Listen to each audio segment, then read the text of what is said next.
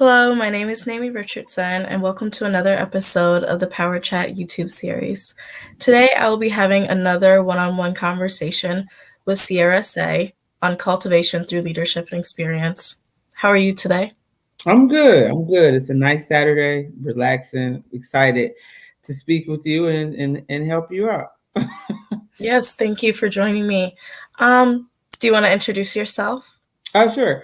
So my name is Sierra Say, born and raised in Detroit, Michigan. I am a digital marketing consultant. Most people know me for sales copy or email marketing.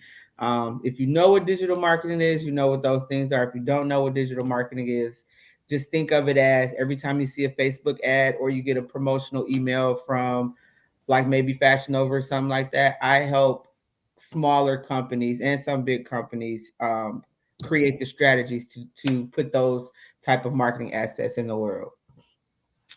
That's exciting. I'm so excited today. So, we're going to start off with the first question. Okay. As an email marketing expert, how do you appeal to your current customer/client audience? And how often are you willing to change and maintain your marketing strategy to fit your current customers?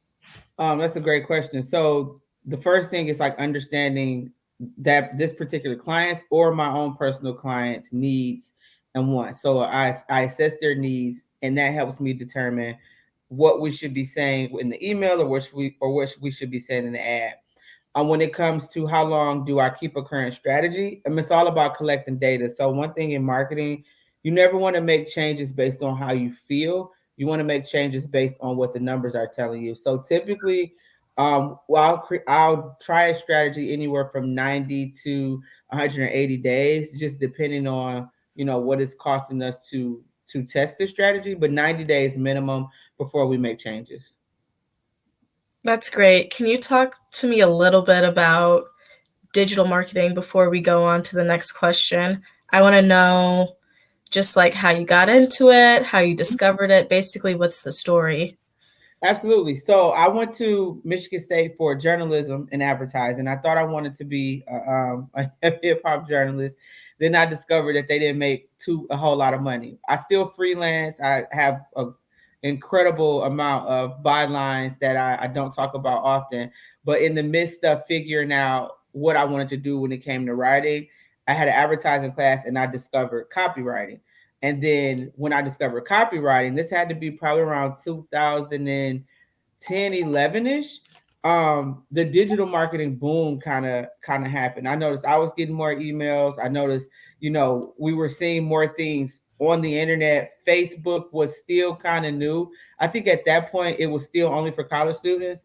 But I noticed like something is happening here. So I bought a book on digital marketing, started reading it, and then just started trying things. And I started out in email marketing because at the time there wasn't like social media. There wasn't, you couldn't really you could run ads on the internet, but it was way different. It was more like Google and stuff like that. So that's how I discovered digital marketing, and I got serious about cultivating my skill set around 2014. Yeah, 2014, 2015, and 2018 is when I quit my job at Chrysler and started doing it full time.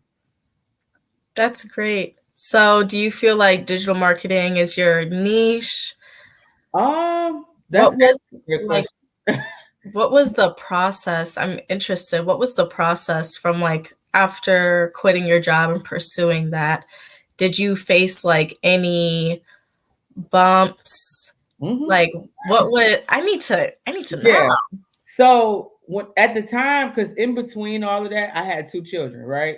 So at the time when I was at Chrysler, I started Chrysler 2011. In the 2000, no, was it? No, 2012. 2012. And I knew once I got there that I didn't want to be there forever. So originally I'm like, well, if I'm gonna be here, I'm gonna make the best of it. I at that time in my life, I didn't really know like what I wanted to do. I just knew I wanted to be successful. I knew that I wanted to own my time. I wanted freedom, but I didn't have like a clear cut like I want to do this. I've tried a lot of things in my life, a whole lot, and I'm probably going to try a lot more. But what happened with Chrysler is it came a time where they were moving the vehicle at the plant I was working at, And I literally had to make a decision between staying there and not seeing my kids or taking a leap of faith. Now, luckily, like I said, I started freelancing within digital marketing in 2015. So by 2018, I had a pretty stable client base, but it still wasn't enough um to replace my complete Chrysler income. Yeah, But I was confident enough in my skill level and my skill set to go ahead and like take that leap of faith. So yeah, I literally had to make a decision between choosing my children and choosing like that job. And it's so weird because now I'm in a space again where it's like, okay, what's next? Because I didn't like grow up saying, oh, I want to be a marketer. I was just good at it. I continue to learn and be great at it, but I'm in a space now where it's like, how much longer do I actually want to do this, or you know what I mean, or in what capacity? Because owning your yeah. own business is the internet make it seem like it's cool, but it It's is hard. it's a I very heard it's hard. it's very difficult. And to be honest, the internet makes it harder because everybody makes everything seem so easy. And you have people who are good at things, but being good at what you do and knowing how to run a business in an ethical way is are two completely different things. Like you can be the face, but maybe you need someone else to like run it. So yeah, it's a very pandemic is was a huge catalyst and a lot of people jumping into entrepreneurship, but Yeah, it didn't help because you're seeing a lot of small businesses like literally fall by the wayside, and it's that's hard for true. people to trust people now. Yeah. How do you work towards refining yourself, and what does acceptance of yourself look like? So one of the things that I would consider to be like a core value of mine is always to be developing, whether it's personally, spiritually, mentally. One of the things I know for sure about success is that the moment you get stagnant is the moment you stop moving towards whatever you're moving towards, whether it's wanting to be in healthy relationships, whether it's wanting to, lose weight, whatever that goal is, the development piece is essential, and it's something that people don't talk about enough. I wish it was something they would have taught us in high school and college. And it doesn't have to be deep when you think about always developing. It could be, reading a book a month. It could be listening to a podcast. There's so many other ways you can develop now versus like when I was in college. I don't even know if YouTube was like YouTube. No, it wasn't. YouTube was goofy back then. It was real goofy. So all we had to do, I mean, our only options were reading books. Podcast wasn't even like popping like it is now. There weren't many people like you could go buy a course. You could purchase like these video things that they used to mail, but the amount of information and accessibility in today's world, there's no excuse for anybody to just like not always develop it. I Yeah, know, and let grow. yeah, and not be afraid to reinvent yourself. In Michelle Obama's book Becoming, that's probably the most important lesson I learned. Is like as long as you're moving and striving and developing, it's always going to be something else that you're becoming. You're never just going to be unless you choose to. So, and it's going to be different phases and cycles of life where you're going to feel, I don't want to use the word lost, but you may feel a bit uneasy. And typically that means it's time to move into like the next chapter or something else that's been on your heart that you haven't quite pursued the way you should be pursuing it. Yeah, great answer. You worked with people like E.T., the hip hop preacher, Marco Russell, David Shands, Wall Street Trapper.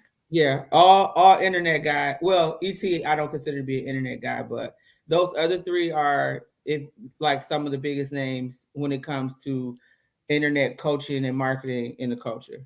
How was that experience? Um, so Marquell Russell and I are still like we work together like on a daily basis still.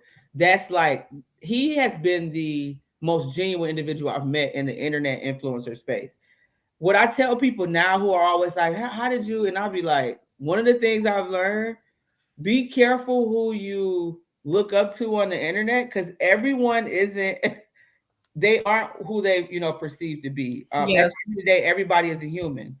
Everybody is, is healing. Everybody has things that come up, especially while doing business, that may not necessarily be ideal, or what's the word, comfortable. But with all that being said, I've learned significant things from each of them. David Shands taught me never to be afraid to ask questions. I've seen this man who's extremely successful. He is not afraid to ask questions. He doesn't care what somebody thinks about the question he has. And so many of us, we get in rooms and we have a question and we won't ask. So that's one of the most important things I've learned from him. Wall Street Trapper taught me the importance of truly understanding financial literacy, and how there are so many things we don't know when it comes to how money works, especially in the Black culture. And Yes. he's the I got so many books now, just based on his recommendation, that was in mind blowing, like everything I learned from him. And then his story. He taught himself how to trade stocks while he was in jail. And now he's one of the, if not the best teacher when it comes to breaking down how to invest in a way that we understand. It's not like high level language that he's using. He's using simple everyday language. And it was my first coach, he was actually my guidance counselor at Michigan State. That's how I knew him. And he is the one who helped me revitalize, if you will, my spiritual life. Because a lot of people don't know he has a church and he's actually a pastor. And he's the one that really helped me understand, in the midst of whatever you're chasing, whatever you're going after, God needs to be the center.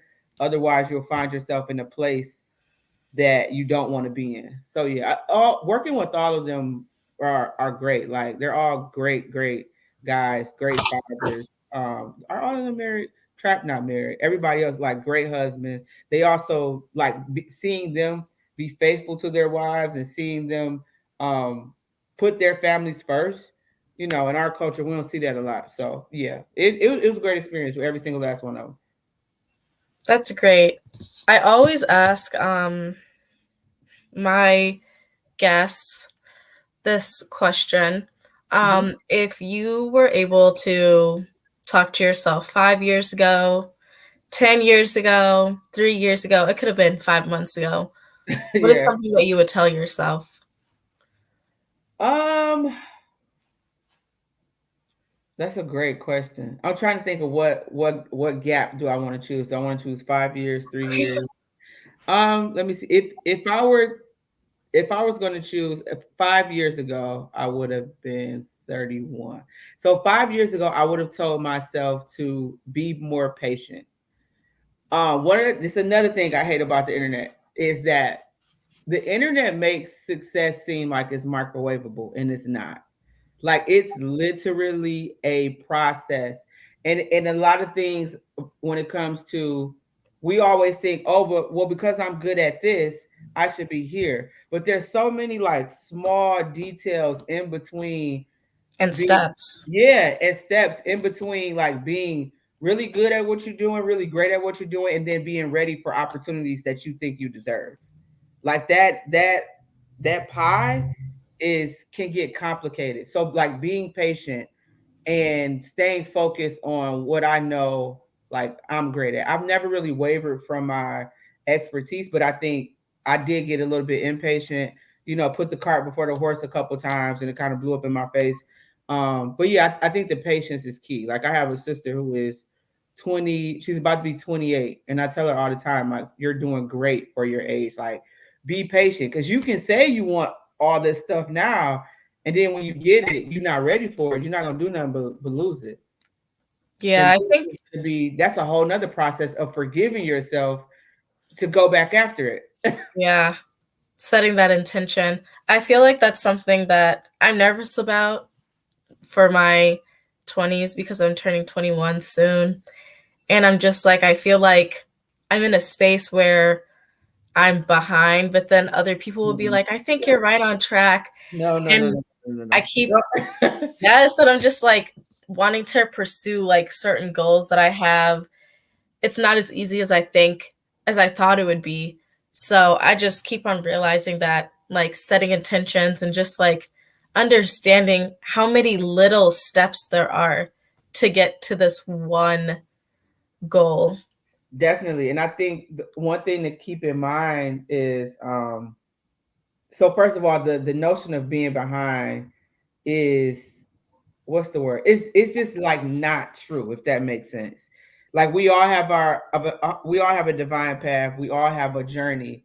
And first, you're only 20, so it's like behind when it Yeah, comes but I'm like, I need to get things behind, done. and that's one of the things that I'm grateful.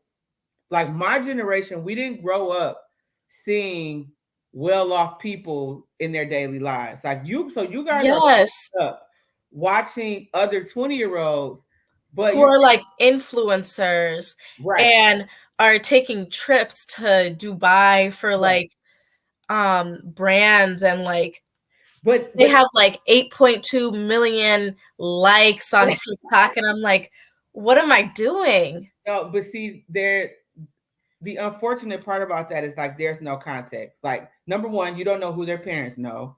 Number two, you have, like in most cases, you have no idea how long they've been making these videos. So once again, there's that like patience part, right? Because if someone is 20, they could very well have been trying to make videos since they were 15, and it just so happened that TikTok is the one that popped off, or you know what I mean. So you really got to be careful with the comparison tool, especially in today's age, because you don't have context. You don't know. You just, all you know is what you see, and what we see sometimes is what we want so bad. So we start to feel bad about ourselves and our journey, and think, oh, I'm not doing enough. I need to stay up later. I need to get up earlier. I need to be at all these things with all these people. And once again, it's just not true. It's just not true. Yeah. That's what I'm learning. I'm trying to, take it day by day. Yeah, definitely take it day by day. I mean, set your intentions. Be super mindful of what it is you actually want, not what you think you want, because that's going to change. Like that is Yeah. it's going to change. You're already a very eager, high achieving individual, right? So as you grow, what you want is going to change, and that's okay. Like I said, I'm literally in that space right now. I'm like, all right, I think I know what's next. I think I know what I should be doing next. But the magnitude of it is daunting. And I'm just in my own way right now when I think about it. Yeah. Okay, so last question. Mhm. I really like this one. How do you aim for innovation, and what is your definition of innovation? My definition of innovation is, and this may sound cliche, but I could, the where I'm transitioning in life is true. But my definition of innovation is like being as obedient as possible to doing what God tells me to do, because I feel like at the end of the day, no matter what I do, no matter what ideas I have, I don't control any of it. Like I've had times where I thought I've had great ideas, I execute, and it's like crickets, and I'm like, well, I guess that wasn't that great. So I'm in a space now where it's like I just want to do whatever He wants me to do, and I want to do it well. Right now in the world, when you think about the traditional term for innovation and like something new or something we haven't seen before, Mhm. it's far and few in between, especially with the introduction of artificial intelligence. So Yeah. um yeah, that's kind of where I'm at with innovation. I feel like innovation should be changed to at least like a reinvention. It doesn't always have to be something new. It can be something change. Yeah, it does. It does. It definitely can. Well, we're at 20 minutes. That was I like this episode. That was a great conversation. Awesome. I'm glad it was good. Yes, thank you. Do you have any social media that you would like to say, or any? My Instagram is at Sierra Say, my name that's there, but it's all one word. Same thing on Facebook. Same thing on LinkedIn. I'm not on Twitter anymore. But yeah, just everything is at Sierra Say. Well, that's great. Have a great day, everyone. Be safe. It was great to meet you. Good to meet you as well.